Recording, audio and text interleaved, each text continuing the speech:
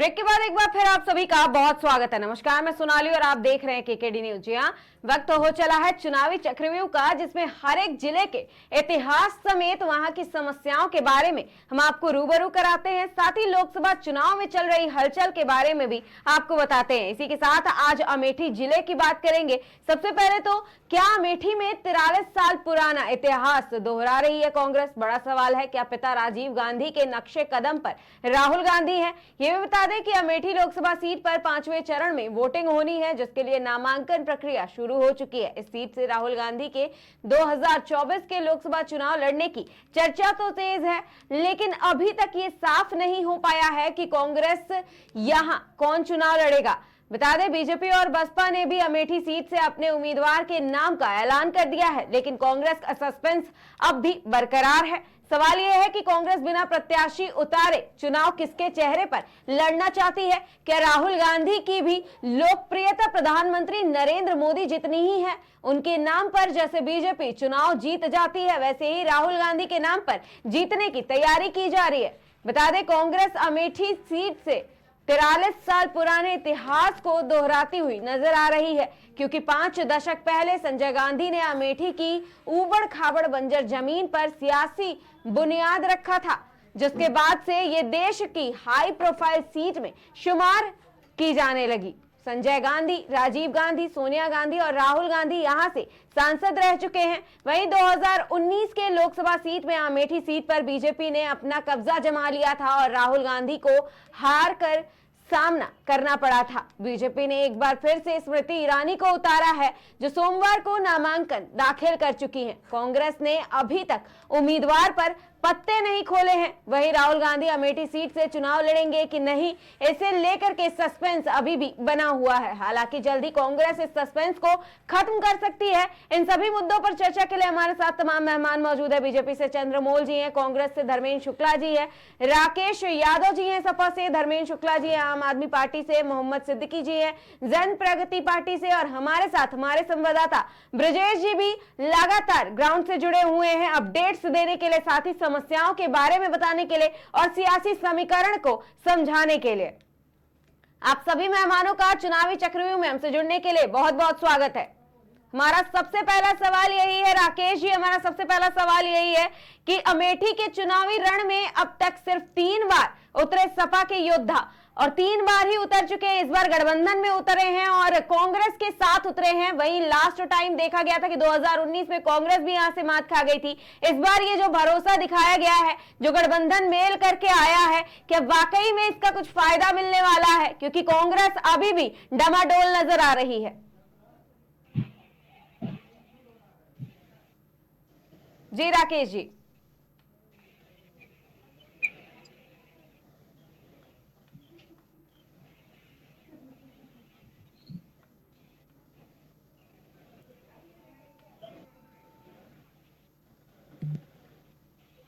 धर्मेंद्र जी, आप जवाब दीजिएगा। शायद आवाज नहीं जा रही है हमारी राकेश जी तक। धर्मेंद्र जी, आप जवाब दीजिए। जी जी मैडम, मेरी आवाज आ रही है आपको? जी, आपकी आवाज आ रही है। हाँ, अमेठी का जो निर्णय है, अमेठी का निर्णय कहीं से लेट नहीं हुआ, कहीं से देरी नहीं हुई है। आप पिछले 81 में जाएं, संजय जी के न रहने के बाद में राजू जी ने आखिरी दिन पर्चा यहां से भर के आने वाले समय में देश का प्रधानमंत्री का नेतृत्व किया था, और राहुल गांधी भी 2024 में भारत देश का नेतृत्व प्रधानमंत्री बनने जा रहे हैं। यहाँ अमेठी में भारी उत्साह है। कल यहाँ नया सूर्य उदय होगा। यहाँ लोग तैयारियां कर रहे हैं कि राहुल गांधी यहां से कल नामांकन करेंगे अमेठी से। कल नामांकन करेंगे ये तो तय हो गया है, लेकिन जो अभी देश की जनता जानना चाहती है कि क्या अभी तक नामांकन ना करने का, अभी तक प्रत्याशी को घोषित ना करने का ये कोई नया खेल है कांग्रेस का? जैसे कि प्रधानमंत्री नरेंद्र मोदी के चेहरे पर हमेशा से ही बीजेपी चुनाव लड़ती आ रही है और जीतती भी आ रही है। क्या राहुल गांधी इतने दमदार छवि रखते हैं कि उनके चेहरे पर चुनाव लड़ना चाहती है कांग्रेस? आप ये देखिए, आज आज आज आप हमसे लाइव जुड़ी हुई हैं, आप हमसे बात कर रही हैं, तो इसका सबसे बड़ा कारण ये है कि जो रणनीति के तहत ये सीट रुकी हुई है, ये कांग्रेस की रणनीति है। और यही रणनीति आने वाले समय में राहुल गांधी का देश का प्रधानमंत्री बनाने जा रहा है। जी धर्मेंद्र जी, अब एक सवाल हमारा ये भी है कि लगातार प्रधानमंत्री नरेंद्र मोदी के, चंद्रमौल जी आपसे सवाल है, लगातार दावा किया जा रहा है कि इस बार 400 पार का जो वादा किया जा रहा है 150 पर सिमटा देंगे। वही शशि थरूर ने भी बयान दिया है कि 400 पार क्या होता है, 300 और 200 भी नहीं आने देंगे। जी चंद्रमौल जी, अपने माइक को अनम्यूट कर लीजिए चंद्रमौल जी। की जमानत जब्त हो जाएगी। इसके नाम पे ये जो है चुनाव लड़ते हैं, अमेठी में पर्चा भरेंगे, जमानत उन्हीं की जब्त होने वाली है। अमेठी में अब कुछ बचा नहीं है। और इनको बताओ कि ये जो 150 और 200 की बात कर रहे हैं, जिस चेहरे पे चुनाव लड़ रहे हैं वही चुनाव यहाँ हारेगा और बुरी तरीके से हारेगा। मैं तो स्वागत करता हूँ, जल्दी आए। और जो अमेठी का इन्होंने 30 वर्ष बर्बाद किया है, 15 वर्ष खुद और 5 साल सोनिया जी, उसका बदला यहाँ का नौजवान लेना चाहता है। इनकी जमानत जब्त करा करके ये लोग 5 घंटे भी लाइट नहीं दे पाए, आज 18 घंटे लाइट मिल रही है। ये लोग अमेठी ने इनको भरपूर प्यार उड़ेला, उसी अमेठी को इन्होंने मूलभूत सुविधाओं से वंचित रखा। यहाँ पे 100% किसान रहते हैं, एक भी कृषि विज्ञान केंद्र नहीं बनवाया। किसने बनवाया? स्मृति ईरानी जी के प्रयास से, नरेंद्र मोदी जी के आशीर्वाद से, योगी जी के आशीर्वाद से बना। यहाँ पर भगवान न करे घर में किसी का स्वास्थ्य खराब हो जाए तो बड़े बड़े ये जो नेता रहे, लेकिन एक भी मेडिकल कॉलेज नहीं बनवाया। मेडिकल कॉलेज किसने बनवाया? भारतीय जनता पार्टी की सरकार ने बनवाया, मोदी, योगी और दीदी स्मृति ईरानी ने बनवाया। तो यहाँ पे मूलभूत सुविधाओं से वंचित रखा, वाली सड़कों को मजबूत किया। और आज बेहतर सड़कें यहाँ पे आप कहीं भी चले जाइए, बहुत अच्छी सड़कें बनी है। पौड़ीगंज से किसी भी तरफ चले जाइए पूरे अमेठी में आज बेहतर सड़कें मिली है अमेठी को। तो अमेठी अब जाग चुका है, अब भावनाओं में बहने वाला नहीं है। इन्होंने 15 साल तक खूब जो है भावनात्मक रूप से ब्लैकमेल किया और बर्बाद किया अमेठी को। अब अमेठी जाग चुका है। अमेठी अच्छी सड़कें चाहता है, 8 घंटे लाइट चाहता है। अमेठी यहाँ पे अच्छी जो है सुविधा चाहता है, विद्यालय चाहता है, केंद्रीय विद्यालय, सैनिक विद्यालय, कई बालिका विद्यालय, 4 ITI चाहता है। अब अमेठी जाग चुका है, अब इनके लिए कहीं कुछ बचा नहीं है। ये आंख में धूल झोंक करके कुछ भी नहीं कर पाएंगे। इसलिए अब कोई भी आए, राहुल जी आए, प्रियंका जी आए या अन्य कोई आए, सबकी जमानत जब्त होगी अमेठी में। जी धर्मेंद्र शुक्ला जी, जवाब दीजिएगा कि क्या वाकई में अब कोई भी आए कोई भी जाए कोई फर्क नहीं पड़ने वाला है? क्योंकि एक बार स्मृति ईरानी ने अपना कब्जा जमा लिया, अब दूसरी बार भी वही आएंगी। और अमेठी की जनता और अमेठी में इतना विकास हुआ है कि उनका दबदबा हो गया है अब वहां पर, और अब कोई और नहीं आएगा। शिवानी जी, पहले मैं अपने भाई जी धर्मेंद्र जी, दो हमारे साथ पैनल पर 2 धर्मेंद्र जी हैं, एक आम आदमी पार्टी से हैं और एक कांग्रेस से हैं। मेरा सवाल कांग्रेस से है। मेरे भाई चंद्रमौली जी आपके साथ जुड़े हुए हैं, उनको मैं बताना चाहता हूं, यही स्मृति ईरानी 5 साल राज्यसभा से सदस्य रह के मंत्री रही। उसके बाद में अमेठी से सांसद रह के मंत्री रही। 5-5, 6-6 मंत्रालय उनके पास भारी भरकम है। एक भी मंत्रालय का आप काम नहीं अमेठी में बता सकते। ये शिक्षा की बात कर रहे हैं, पलाटी राहुल जी ने लगवाई थी, उसको भी लेके चले गए। यही अमेठी में रेलवे लाइन का ऊंचा हार का काम हुआ था, उसको ठप करा दिया। यही अमेठी में फूड पार्क का शिलान्यास हुआ था, चालू होने वाला था, वो बंद करा दिए। तो ये सिर्फ एक ढकोसला, एक झूठ बोलने का काम करते हैं, प्रोपोगंडा फैलाने का काम करते हैं। चंद्रमौली जी से मेरे भाई हैं, मैं इनको ये भी बता देना चाहता हूँ, ये जो आज दीक्षा लेके आपके सामने आके बोल रहे हैं, ये भी कहीं कांग्रेस के नेहरू जी का बनवाए हुए स्कूल में, कहीं इंदिरा जी के बनवाए हुए स्कूल में शिक्षा लिया होगा, जो आज इतने शिक्षित होके इतनी ये बातें बता रहे हैं। जिनका कोई भी सत्य नहीं है। यहाँ धर्मेंद्र जी आपने जितनी बातें बताई हैं, आपने जितनी बातें बताई उनका तथ्य भी जान लेते हैं, उनका सत्य भी जान लेते हैं। चंद्रमौल जी ने अभी जितनी बातें बताई हैं उसके बारे में भी हम जान लेते हैं ना। हमारे साथ हमारे संवाददाता ग्राउंड से जुड़े हुए हैं। ये देश में प्रोपेगेंडा फैलाए हुए हैं कि 400 पार। हम लोग यहाँ गांव में रहते हैं, अमेठी के रूरल गांव में रहते हैं। 400 पार की जो बात होती है, फेरी वाले भी 400 रुपए में कुर्सी बेचने गांव में निकलते हैं और वो कुर्सी बाद में मोल भाव करके 180 रुपए में 200 रुपए में बिकती है। तो ये देश के फेरी हो जाएंगे। अब की इनको देश की जनता आपकी इनको फेरी कर देगी और आने वाले समय में देश के प्रधानमंत्री राहुल जी बनने वाले हैं जी। लेकिन कैसे हमारा सवाल का चंद्रमौल जी आप जवाब दीजिएगा, उसके बाद हम सवाल करते हैं धर्मेंद्र जी आपसे कि राहुल गांधी जी आखिर प्रधानमंत्री कैसे बनेंगे, किस छवि के साथ बनेंगे और किस रणनीति के साथ प्रधानमंत्री बनेंगे। चंद्रमौल जी जवाब दीजिएगा। धर्मेंद्र जी चंद्रमौल जी को बोलने दीजिए। प्यार मोहब्बत बांटने वाले इंसान हैं राहुल गांधी के साथ देश की महिलाएं हैं। राहुल गांधी के साथ कोई झूठा व्यक्ति नहीं है और देश का नौजवान सोच लिया है कि अब की देश का प्रधानमंत्री राहुल गांधी बनने जा रहा है।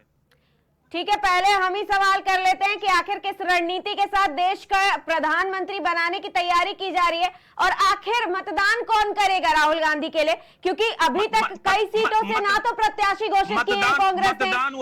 धर्मेंद्र जी ना तो प्रत्याशी घोषित किए हैं, ना ही किसी रणनीति के साथ गठबंधन काम करने की तैयारी कर रहा है।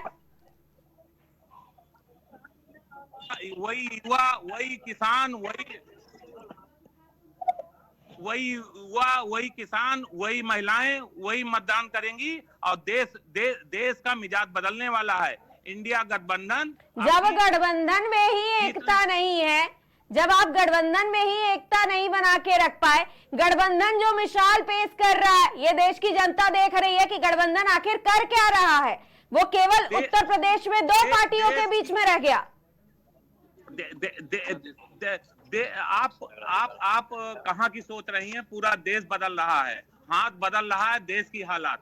ये हालात चंद्रमौल जी जवाब दीजिएगा। हाथ देश की हालात बदल रहा है, भले ही गठबंधन में एकता ना हो, केवल एकता की उलझुल बातें होती हैं लेकिन एकता दिखाई ना दे रहा। मुंह नहीं छुपाते हम देश की महंगाई पे मुंह नहीं छुपाते। नौजवान जो बेरोजगार होके बैठे। चंद्रमौल जी इतना सब सुनने के बाद आप खामोश कैसे हैं? हमारे नेता राहुल गांधी सच्ची और अच्छी बात करते हैं। हमारे नेता राहुल अब आपको आवाज आ रही है चंद्रमौल जी? हमारे नेता महंगाई का साथ नहीं, ऐसा नेता जो चंद्रमौल जी इतनी सारे आरोप लगा दिए धर्मेंद्र शुक्ला जी ने। उन्होंने कई सारी बातें कही कि देश के युवा, किसान, बेरोजगार और ये सारे घूम रहे हैं सड़कों पर, उनको काम देने का काम राहुल गांधी करेंगे, साथ ही प्रधानमंत्री भी बनने जा रहे हैं इस बार। तो देश का नेता राहुल गांधी है। ये कुछ नहीं करेंगे, केवल झूठ बोलेंगे। नेता भी नौजवानों के हाथ में रोजगार अगर 10 कदम चले होते आदरणीय नरेंद्र मोदी जी ने दिया। देश के किसान और रही बात ये लोग जो है धर्मेंद्र जी अपने सवाल को पढ़िए, जवाब तो लीजिए। मणिपुर धर्मेंद्र जी केवल आप ही बोलेंगे क्या? धर्मेंद्र जी केवल आप ही बोलेंगे, जवाब नहीं चाहिए आपको? आप सुनने को तैयार नहीं। आप जवाब तो लीजिए। आपने एक एक करके कितने सारे सवाल पूछ दिए हैं धर्मेंद्र जी। मोहब्बत की बात करने के हमारे नेता मोहब्बत की बात करते हैं, लोगों की जोड़ने की बात करते हैं। आपके नेता सबसे पहले अल्पसंख्यकों की बात करते हैं। आपके नेता जो बात करते हैं वो जिहाद के वोट की बात करते हैं। आपके नेता ये बातें करते हैं। धर्मेंद्र शुक्ला जी आप जवाब तो लीजिए। देश में हिंदू मुस्लिम की बात नहीं करते। आप जवाब तो लीजिए। देश में हिंदू मुस्लिम की बातें कौन कर रहा है ये तो आपके नेता बता ही रहे हैं।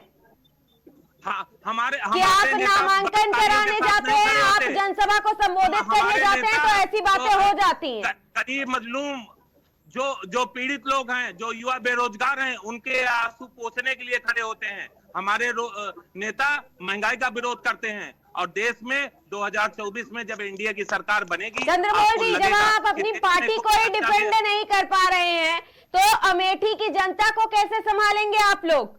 आप अपनी पार्टी को डिफेंड नहीं कर पा रहे चंद्रमौल जी। जनता उनका घर है। अमेठी के जनता उनका घर है, घर से कोई संभालने की जरूरत नहीं है। और राहुल गांधी आपकी अमेठी से ऐतिहासिक मतों से जीतने जा रहे हैं। जैसे 2019 में ऐतिहासिक मतों से जीते थे राहुल गांधी। चंद्रमोहन जी, अगर आप जवाब नहीं देना चाहते हैं तो हम दूसरे साइड जाते हैं, हम दूसरा सवाल करते हैं, किसी और से सवाल करते हैं। अब तो बैठ जाए इनका। राकेश जी, आप जवाब दीजिएगा, जिहाद का वोट आखिर क्या होता है और जिहाद के वोट से किस तरह से चुनाव लड़ने की तैयारी कर रहा है गठबंधन?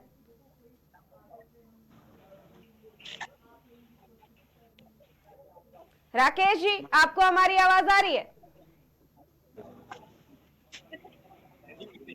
मोहम्मद सिद्दीकी जी, आप जवाब दीजिएगा।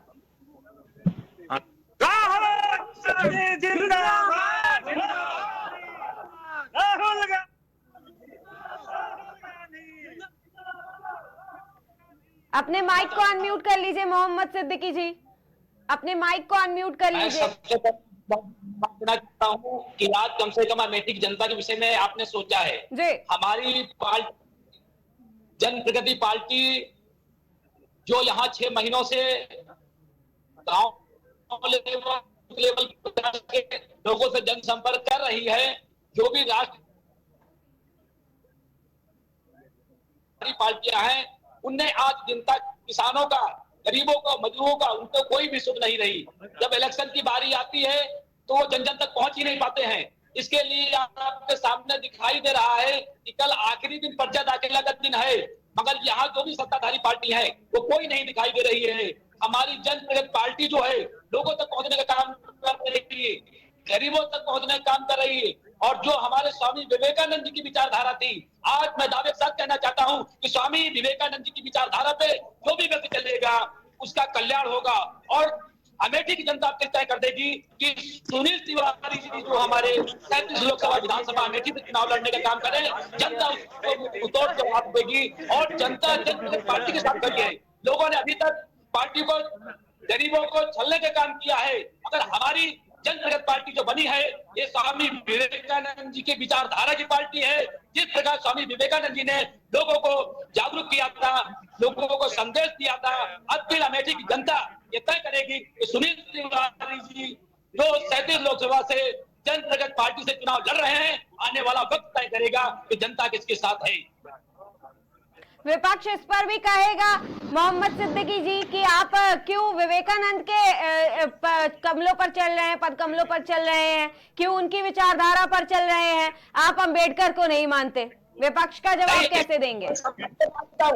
जो भी महापुरुष हुए हैं वो अंबेडकर जी हो, चाहे सरदार वल्लभ भाई पटेल जी हो, चाहे गांधी जी हो, मैं सारे महापुरुषों को सम्मान करता हूं। मगर आज वक्त अगर है गांधी जी की विचारधारा पे चलने का, अंबेडकर जी की विचारधारा पे चलने का, स्वामी विवेकानंद जी की विचारधारा पे चलने का, जब उन्होंने अंतरराष्ट्र के अंदर भाषण दिया था ये पूरा देश जानता है। आज अमेठी की जनता पूछ रही है कि सारे बड़े बड़े नेताओं के वादे करते हैं, मगर आज दिन तक गरीबों के साथ शोषण होता रहा, उनको छलने का ही काम किया गया है। और अखिल अमेठी की जनता ये तय मन बना चुकी है कि जो जन प्रगति पार्टी है इसका नाम ही जन प्रगति पार्टी, हर जन का विकास हो, हर जन का सुख दुख में हम लोग साथ खड़े हो। हमारे जो भी सुनील तिवारी जी हैं वो लोगों के बीच तक पहुंच रहे हैं, लोग एसी की गाड़ी में घूमने का काम कर रहे हैं। माननीय सांसद जी को मैं धन्यवाद देना चाहता हूं कि ऐसे सांसद को आज पूरे भारत के अंदर हो सकता है। और खास तौर पे अमेठी की जनता ने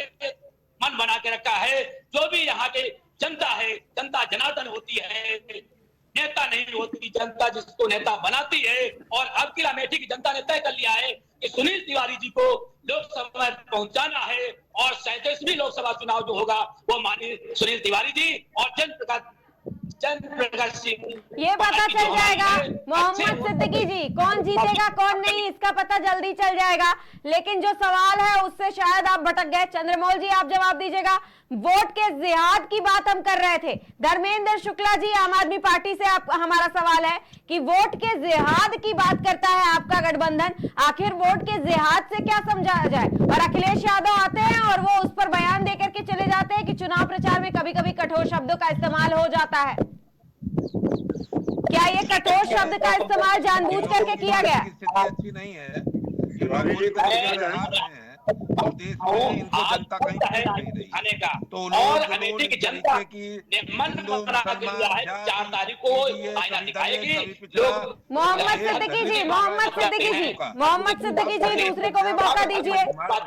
आगे बढ़ चुका है। मोहम्मद सिद्दीकी जी, हम नहीं चाहते आपको म्यूट करें, दूसरे को भी मौका देने दीजिए। भारत मिमियाता था, अब वही भारत, और- नया भारत अखिलेश देश की आंख उठाई तो घुस के मारने वाला भारत है।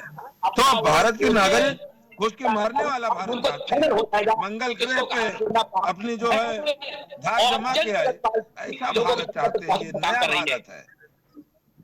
अब इन लोगों को पच नहीं रहा है, जनता नया भारत चाह रही है। बेहतर सड़कें जो है जनता को पसंद है, अच्छी सुविधा पसंद है, चाहे स्वास्थ्य की सुविधा हो, शिक्षा हो, सारे क्षेत्र में अच्छे काम हुए हैं। तो इन लोगों को जनता पूछ नहीं रही है तो करें क्या? जाति में बांटेंगे। अब जातिवाद में कोई बंटने वाला नहीं है, अब सिर्फ एक जाति है, राष्ट्र, एक राष्ट्र, बस। राष्ट्रवाद के आगे सारी जातियां फेल हो चुकी हैं। अब जातिवाद नहीं चलेगा। जो अच्छा काम करेगा देश के लिए, देश का मान स्वाभिमान बढ़ाएगा, जो देश को आगे बढ़ाएगा, वही अब देश पे राज करेगा। उसमें माननीय प्रधानमंत्री श्री नरेंद्र मोदी जी फिर बैठते हैं और यहाँ पे सांसद स्मृति ईरानी जी सबकी अपेक्षाओं पे खरी उतरी हैं।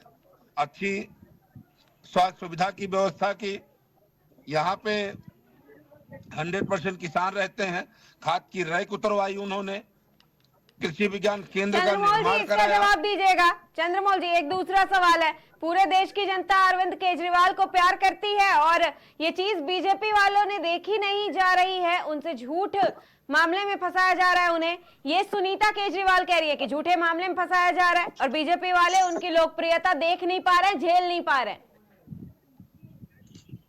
ये बीजेपी का मामला नहीं है। जब घोटाले करेंगे, टेबल के नीचे से लिफाफा पकड़ेंगे तो जेल नहीं जाएंगे तो और क्या होगा। आए थे ईमानदारी का ढोंग पीटने। जिस कांग्रेस के खिलाफ ये लोग दिन रात जो है धरना प्रदर्शन किए, आज उन्हीं की गोदी में बैठ गए तो इनका कोई सिद्धांत थोड़े है। कोई परवाह नहीं करता इनसे।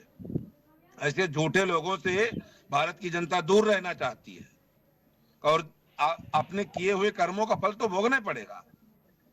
इसमें बीजेपी का भाजपा से कोई लेना इसका देना। जवाब हम ले लेते हैं धर्मेंद्र जी से। धर्मेंद्र जी, आम आदमी पार्टी, आप जवाब दीजिएगा। टेबल के नीचे से पैसे लिए जाते हैं, घोटाला किया जाता है। हाँ, ऐसा है शिवानी जी, जो घोटाले की बात कर रहे हैं, घोटाला तो इनसे बड़ा किसी ने किया ही नहीं जी। और अभी देखिए, विकास की जो बात कर रहे हैं, विकास तो इतना ज्यादा हो गया है कि हमारे यहाँ के छात्र जो बेरोजगार हैं उनको नौकरियां मिल रही हैं। किसान जिसको 50 किलो बोरी का दाम यूरिया का दिया जा रहा था, उसी दाम में हमारे गांव में ही 45 किलो यूरिया दी जा रही है। और भारतवर्ष का सबसे बड़ा रेपिस्ट, जिसको भारतीय जनता पार्टी भी जानती थी, पार्टी के लोगों ने विरोध भी किया, उसको भारतीय जनता पार्टी ने ही गठबंधन के अनुसार जेडीएस में उसको टिकट दिया। और आज इतना बड़ा केस कभी नहीं हुआ है पूरे हिंदुस्तान में, और उसके बाद भी आज तक किसी भी भारतीय जनता पार्टी के नेता ने इस पर कोई सवाल नहीं किया, बल्कि उसका सपोर्ट ही किया जा रहा है। जी। आम आदमी का जन्म काहे लिए जहाँ तक हुआ? आम आदमी पार्टी की बात बता रहे हैं, कांग्रेस आज जब तक अखंड भ्रष्टाचार में डूबी, उनकी संस्था ने, उनकी एजेंसी ने आज तक अदालत में कोई भी ऐसा सबूत नहीं पेश किया है जिसके अंतर्गत ये मालूम हो सके कि आम आदमी पार्टी के केजरीवाल, संजय सिंह या सिसोदिया जी ने किसी के पास से कोई पैसा बरामद हुआ कि नहीं बरामद हुआ। किसी भी अपराधी को 59 करोड़ रुपए उसके चंदा के रूप में लेकर के और सरकारी गवाह बना लिया, उसके आधार पर हमको मुलजिम बनाया जा रहा है। बार बार हमारी सुप्रीम कोर्ट से सबूत मांगती है, आज तक एक भी सबूत नहीं आए, खाली उनको डांट पड़ रही है। शामिल होना है तो ये तो खाली जुमलेबाजी है इनकी। और इस बात जहाँ तक अमेठी का सवाल है, अमेठी में सिर्फ दूसरों को भी बता रहे थे चंद्रमौल जी कि जमानत जब्त हो जाएगी। मैं आपको बता रहा हूं, मैं अमेठी ग्राउंड रिपोर्ट आपको दे रहा हूं कि हर ग्राम सभा से, हर बूथ से अब की बार भारतीय जनता पार्टी की जमानत जब्त होने जा रही है अमेठी। और इंडिया गठबंधन का प्रत्याशी पे लोग 4 घंटे लाइन दी गई है, वो बहुत भारी बहुमत से यहाँ से सांसद सुविधा के साथ रहेंगे या गड्ढे वाली सड़क के साथ। पीएम किसान सम्मान निधि पाने वाले विकास की बात कर रहे हैं, सड़कों की बात कर रहे हैं। उन सड़कों पे ये तो स्वयं जाते हैं, जो प्रवक्ता बोल रहे हैं तो सड़कों पे चलते हैं उन सड़कों पे, लेकिन किसके साथ रहेंगे? 4 साल पूरा जनता गड्ढे में चली है। कल 11 बजे और 12 बजे के मध्य अमेठी में इंडिया गठबंधन के प्रत्याशी का नामांकन होने जा रहा है। भारतीय जनता पार्टी धर्मेंद्र जी, राकेश जी कुछ कह रहे हैं। चंद्रमौल जी और धर्मेंद्र जी, राकेश जी भी कोई समस्या गिना रहे हैं। अब यहाँ पे झूठ फरेब नहीं चलने वाला। यहाँ पे राकेश जी आप बताइएगा, अमेठी की समस्याओं के बारे में बात हो रही है। कानून व्यवस्था अच्छी है।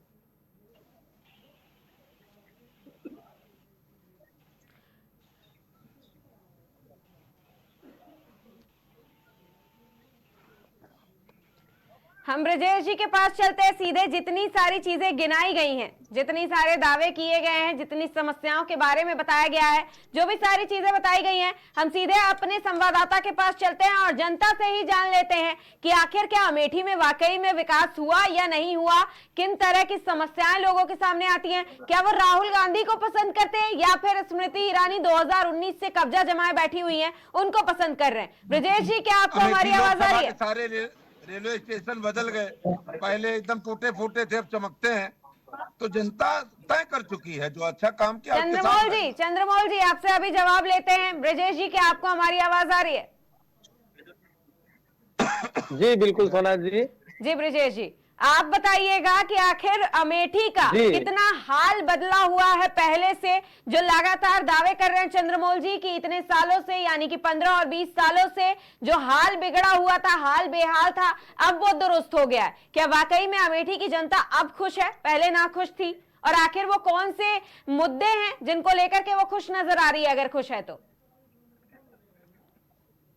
जी बिल्कुल सोनाली जी, जहां तक बात की जाए विकास की और बदहाली और खुशहाली की, तो ये तो अमेठी की जनता 20 तारीख को अपना मत देके खुद सबको बता देगी कि कब खुशहाली थी और कब बदहाली थी। अगर बात की जाए तो अमेठी के चुनाव की, तो भारतीय जनता पार्टी से स्मृति ईरानी ने अपना नामांकन दाखिल कर दिया है। 20 से 22 दिन से लगभग लोगों के बीच में बनी रही हैं, वो लगातार लोगों के बीच में जा रही हैं, महिलाओं के साथ दूरिया का कार्यक्रम कर रही हैं और जगह जगह नुक्कड़ सभाएं कर रही हैं, लोगों से रूबरू हो रही हैं। वहीं पर अगर दूसरी तरफ देखी जाए कांग्रेस पार्टी की तरफ से, तो कांग्रेस पार्टी ने अभी तक अपना पत्ता नहीं खोला है। 3 दिन से कांग्रेसी अपने कांग्रेस कार्यालय पे स्वयं कांग्रेस के कार्यकर्ता अपने राहुल गांधी और प्रियंका गांधी कांग्रेस के गांधी परिवार को लाने के लिए धरना प्रदर्शन कर रहे हैं। 2 दिन ये लोग धरना प्रदर्शन किए और कल से किशोरी जी और जो गांधी परिवार के वकील हैं कशिश जी, वो आ जाए। कल से किशोरी जी यहाँ पड़े हुए हैं और संगठन के साथ, कांग्रेस के संगठन के साथ इनकी लगातार मीटिंग चल रही है। कांग्रेसी लगातार प्रयास लगा रहे हैं कि कौन प्रत्याशी होगा अमेठी में, स्मृति ईरानी को टक्कर देने के लिए कांग्रेस को आएगा भी या ऐसे ही रह जाएगा। तो अभी तक ब्रजेश जी, एक सवाल ये भी है ना कि ये जो रवैया अपना रखा है कांग्रेस ने, ब्रजेश जी एक सवाल ये भी है कि ये जो कांग्रेस ने जो रवैया अपना रखा है, क्या इसका खामियाजा भुगतना पड़ेगा? क्योंकि स्मृति ईरानी लगातार लोगों के बीच में जा रही हैं, महिलाओं के बीच में जा रही हैं, पूजा पाठ से लेकर के लोगों की समस्याएं सुनने तक का काम कर रही हैं। स्कूटी से रात में उनको घूमते हुए भी देखा गया, जहां उन्होंने लोगों से बातचीत भी की। तो क्या इसका असर कहीं ना कहीं कांग्रेस के ऊपर पड़ेगा? क्योंकि कांग्रेस तो अभी तक अपने प्रत्याशी का ही ऐलान नहीं कर पाई है, तो चुनावी मैदान में कैसे आएगी, जनसभा को कैसे संबोधित करेगी और कैसे लोगों को लुभाने में काम कर पाएगी? जी बिल्कुल सोनाली जी, अगर कहा जाए तो कांग्रेस जो है पुराना जो अमेठी जो है पुराना कांग्रेसियों का गढ़ रहा है। 2014 में स्मृति ईरानी अमेठी आई है और चुनाव लड़ी है, जिसमें उनको हार का मुंह देखना पड़ा था। वहीं पर भारतीय जनता पार्टी ने दोबारा से स्मृति ईरानी को 2019 में टिकट दिया और वो राहुल गांधी को बहुमूल्य वोटों से बहुमूल्य मतों से हराई है। और इसके बाद से अगर देखा जाए तो लगातार 19 के बाद क्षेत्र में लगातार लोगों के साथ बनी रही है। वहीं दूसरी तरफ अगर देखा जाए तो कांग्रेस से राहुल गांधी जी चुनाव हारने के बाद अमेठी बहुत कम आए हैं। ये जनता की आवाज है, लोगों की आवाज है। अगर बात 2024 की जाए तो अब भी स्मृति ईरानी 20-22 दिन से पूरे क्षेत्र में गांव-गांव में जन-जन से मिल रही हैं और नुक्कड़ सभाएं कर रही हैं, औरतों के साथ जो है दूरदुरिया कार्यक्रम कर रही है, पूजा पाठ कर रही है, मंदिरों में जा रही है और लोगों की जन सुनवाई में भी वो शामिल हो रही है, लोगों के काम को कराने का पूरा आश्वासन दे रही है। अगर बात की जाए कांग्रेस से तो कांग्रेस ने अभी तक प्रत्याशी तक नहीं दिया है। जी ब्रजेश जी, आपके आसपास बहुत सारे लोग नजर आ रहे हैं। कुछ लोग कमल का झंडा लिए हैं तो कुछ लोग कांग्रेस का झंडा लेकर के आपके पीछे घूमते हुए नजर आ रहे हैं। साथ ही महिलाएं भी नजर आ रही हैं। उनसे बातचीत करिए कि आखिर उनके क्या प्रमुख मुद्दे हैं, किन मुद्दों को लेकर के वो मतदान करने के लिए तैयार हैं, कौन सा वो स्वच्छ छवि का नेता है जिसको वो पसंद करते हैं, किसको वापस से लेकर के आना चाहते हैं तीसरी बार, क्या प्रधानमंत्री के हैट्रिक लगाने में मदद करेंगे। जी बिल्कुल, हमारे साथ एक भाई जुड़े हैं, इनसे मैं बात करता हूं। भाई साहब, इस बार जो 20 तारीख को मतदान होगा, इसके मुद्दे क्या होंगे? इसके मुद्दे होंगे अमेठी के सम्मान के, इसके मुद्दे होंगे अमेठी में बंद पड़े कल कारखानों के, इसके मुद्दे होंगे राजीव जी द्वारा, सोनिया जी द्वारा, संजय गांधी जी द्वारा लाखों लाख परिवारों को रोजगार देने के संबंध में ये मुद्दे होंगे अमेठी के संबंध में। और स्मृति ईरानी कहती है कि राहुल गांधी 15 साल सांसद रहे अमेठी के, जो 15 साल में उन्होंने नहीं किया हमने 5 साल में करके अमेठी में दिखाया। इस पे आप क्या कहना चाहते हैं? राहुल गांधी जी ने अमेठी का विकास किया था और स्मृति ईरानी ने अमेठी का विनाश किया है। इनका काम नाली के झगड़े में, खड़ंजे के झगड़े में। राहुल गांधी जी का एक काम गिनवा दो। अभी आपको मैं बताऊं, इनके 2 विधायक नॉमिनेशन में नहीं जा पाए। ये तो दलित विरोधी हैं। स्मृति ईरानी जी कहती हैं कि जो अमेठी की सड़कें हैं, अमेठी की सड़कों में इतने गड्ढे थे, उन गड्ढों को पटवाने का काम भारतीय जनता पार्टी ने और हमने किया है। इस पे आप क्या कहेंगे? भैया, हमें तो लगत है कि मीडिया के अनुसार 2019 से पहले अमेठी में सड़कें नहीं रही।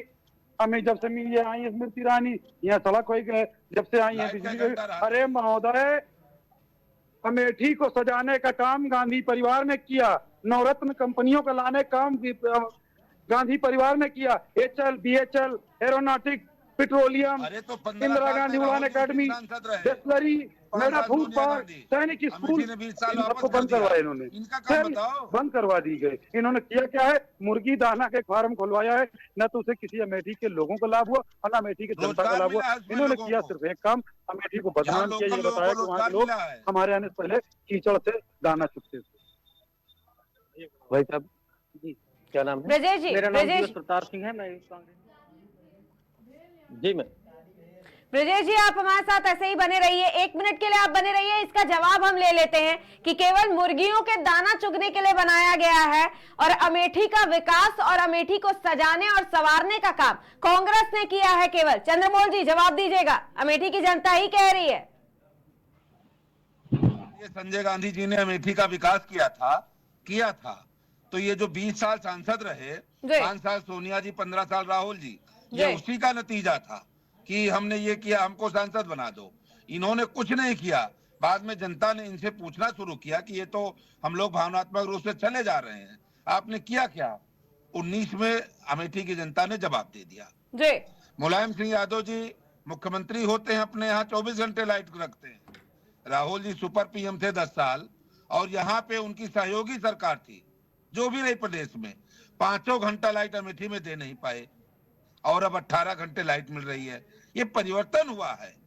राहुल जी और सोनिया जी 5 साल यहाँ पे कुछ नहीं किया है। अब लोग उनको पूछना चाहते हैं, इनके 15 साल के एक काम गिनवा दें। मैं तो गिनवा रहा हूं लगातार।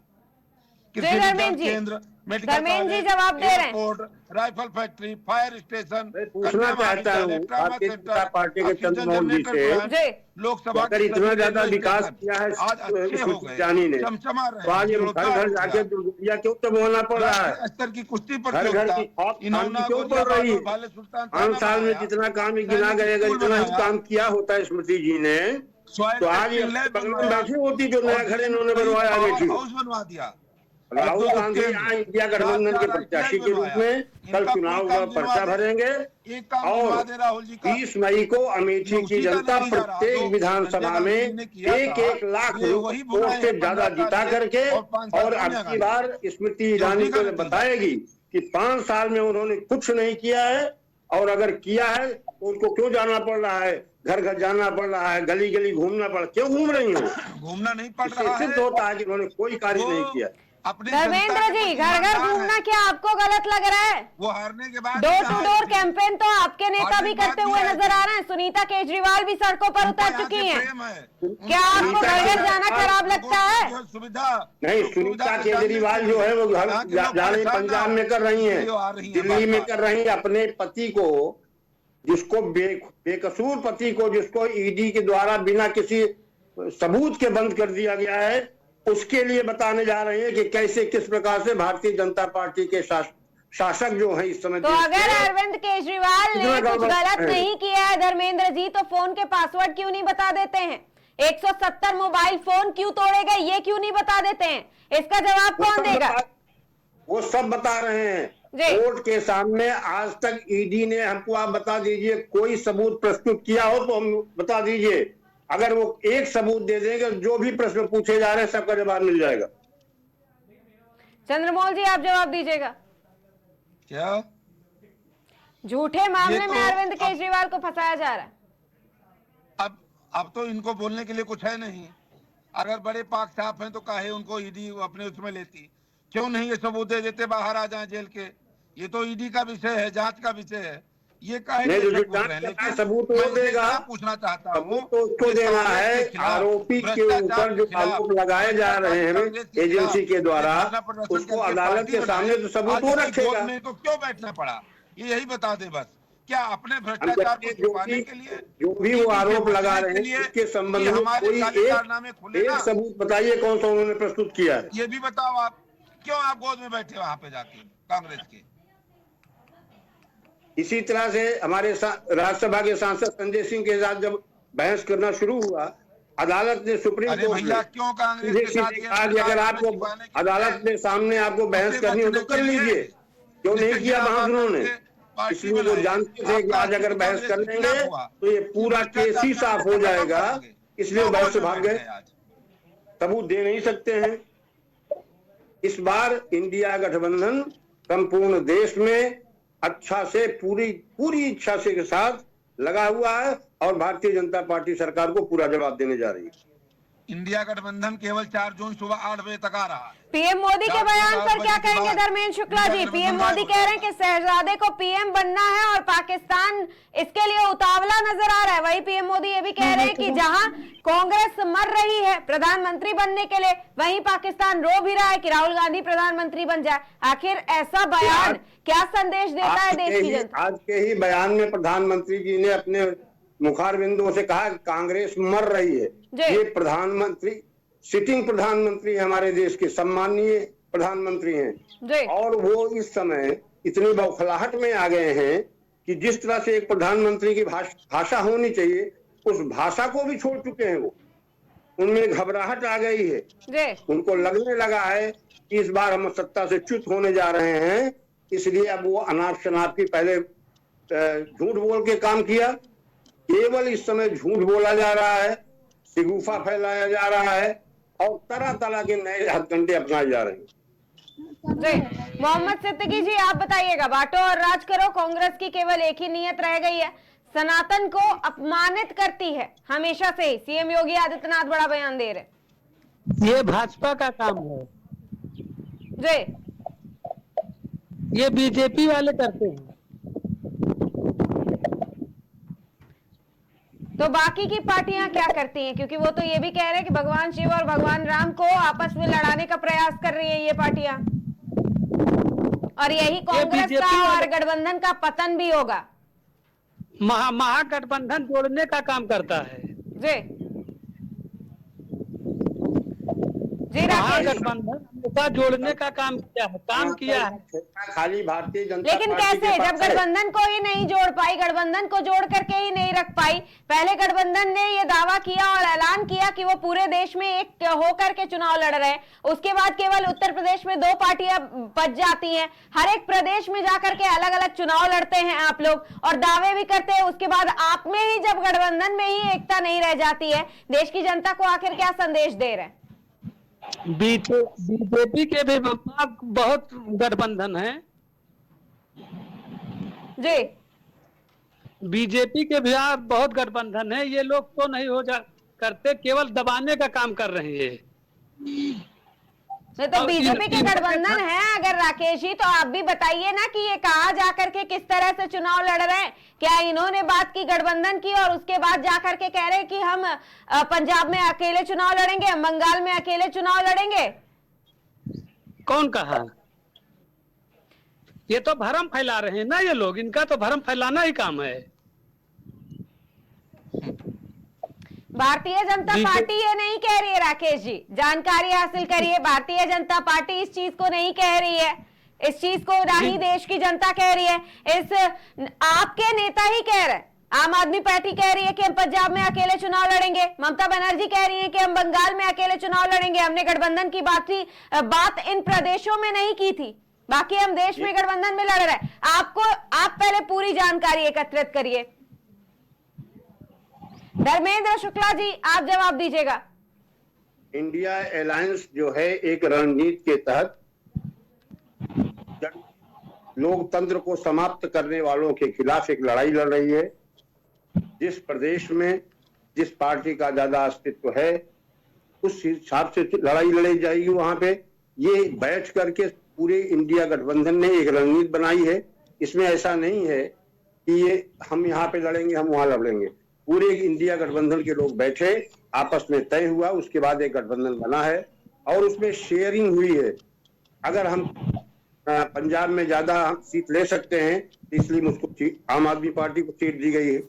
पश्चिम बंगाल में अगर टीएमसी को ज्यादा सीटें इसलिए दी गई हैं कि वहां पर टीएमसी को ज्यादा सीटें मिल सकती। हमारी एक रणनीति है, उस रणनीति के अंतर्गत इस लोकतंत्र को विनाश करने की दिशा में जो पार्टी ले जा रही है उसके खिलाफ हमारी एक लड़ाई है। और इनके हिसाब से जो विपक्ष के लोग हैं वो सब राष्ट्रद्रोही। इंडिया अगर सब राष्ट्रद्रोही है तो उसमें क्या कर रहे हैं? तो बचाव की लड़ाई है, ये ना कोई देश बनाने के लिए निकले हैं, ये केवल अपने काले कारनामे छुपाने के लिए और अपने भ्रष्टाचार में मिट्टी डालने के लिए और अपने खुद को परिवार के अस्तित्व को बचाने के लिए सिर्फ एक लड़ाई है बस, और दूसरी लड़ाई नहीं है।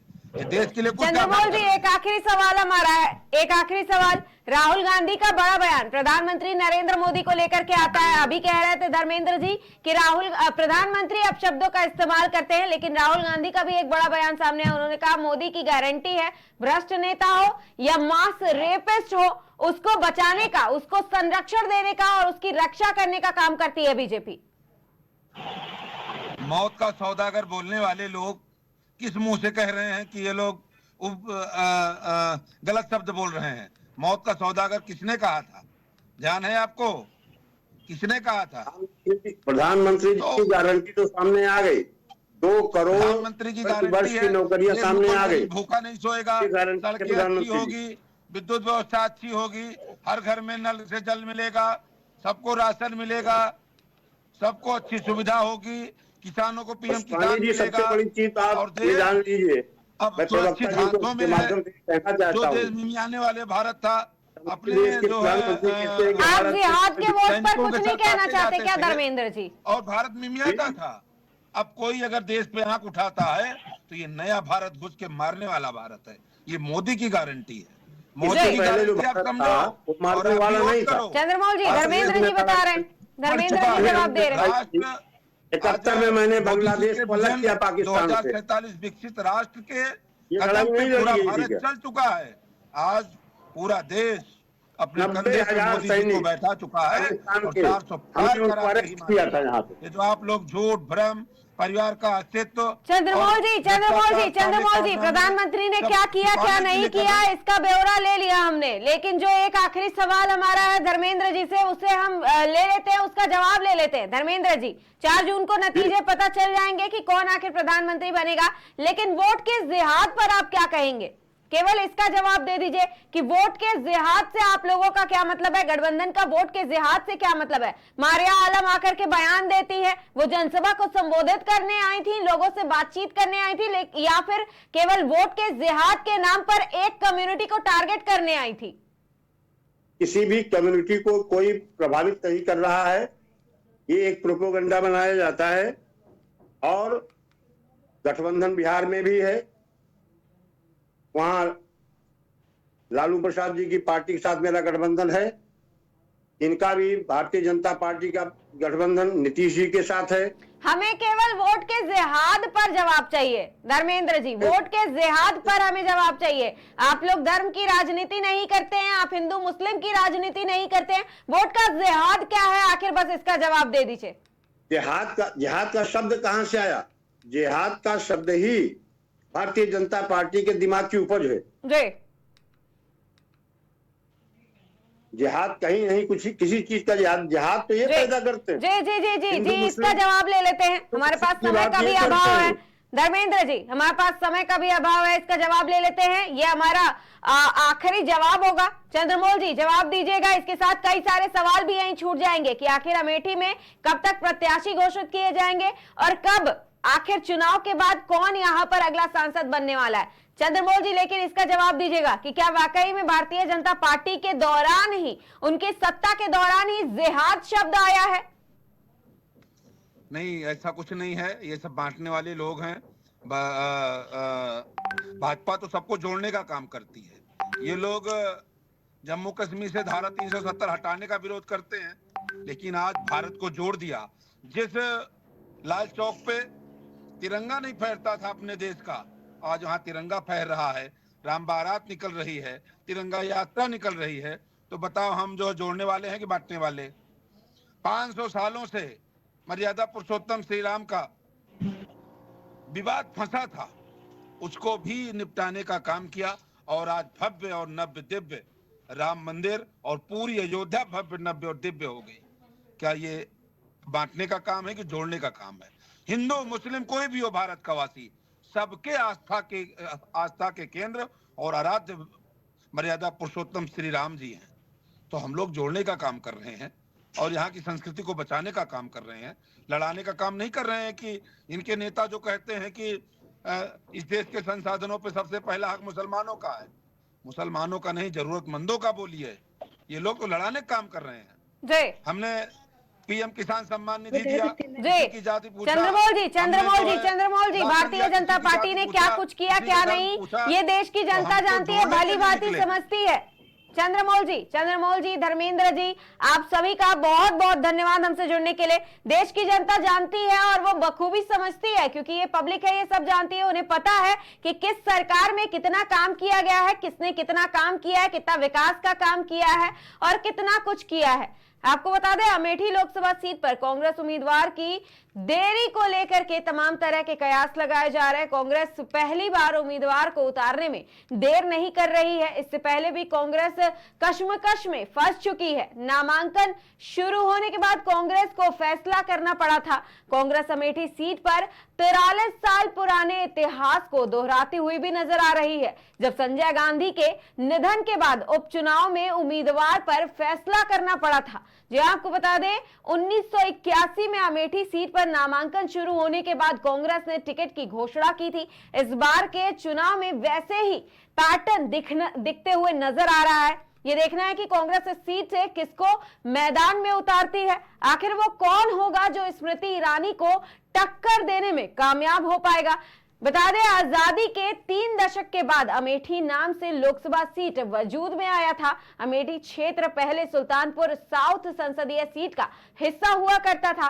इसके बाद 1962 में सुल्तानपुर जिले की 4 और प्रतापगढ़ की एक अठेहा विधानसभा को मिलाकर के मुसाफिरखाना लोकसभा सीट का गठन हुआ, जिसका हिस्सा अमेठी हुआ करती थी। 1972 के परिसीमन में रायबरेली जिले की 2 और सुल्तानपुर जिले की 3 विधानसभा सीटों को मिलाकर के अमेठी लोकसभा सीट बनी। वहीं 1977 में पहली बार अमेठी लोकसभा सीट पर चुनाव हुए थे। आपातकाल के बाद होने वाले 1977 के लोकसभा चुनाव में अमेठी सीट से कांग्रेस के संजय गांधी उतरे थे, तो उनके जनता पार्टी के रविंद्र प्रताप सिंह मैदान में थे।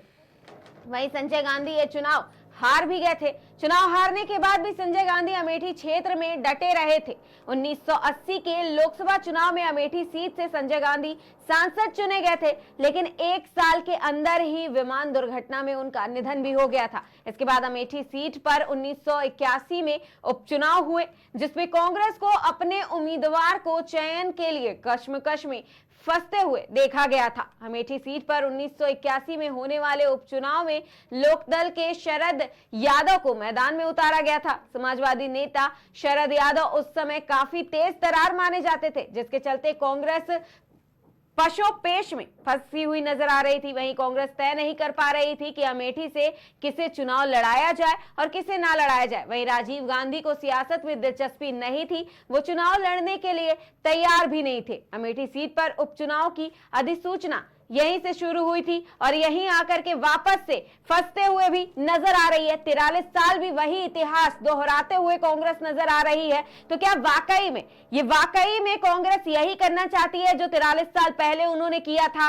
या फिर राहुल गांधी कुछ नया सोच रहे हैं, कांग्रेस कुछ नया सोच रही है और गठबंधन इसी के साथ कुछ नया सोच रही है और जीत की अलग रणनीति बना रही है? देखना यह है कि क्या तीसरी बार भी अमेठी की जनता प्रधानमंत्री नरेंद्र मोदी को मौका देगी गद्दी पर बिठाने के लिए? क्या स्मृति ईरानी को दूसरी बार सांसद बनाने में मदद करेगी? क्या स्मृति ईरानी के कामों से अमेठी की जनता खुश है, या फिर राहुल गांधी को एक बार फिर से मौका मिलेगा, कांग्रेस को और गठबंधन को एक बार फिर से मौका मिलेगा अमेठी पर राज करने का? ये सारे बड़े सवाल हैं जिनका जवाब भी जल्द ही मिल जाएगा, यानी कि 4 जून को इसकी भी घोषणा हो जाएगी और पता चल जाएगा कि आखिर अमेठी में कौन आता है और इसी के साथ देश का प्रधानमंत्री अगला कौन बनता है। फिलहाल के लिए नमस्कार, देखते रहिए केकेडी न्यूज।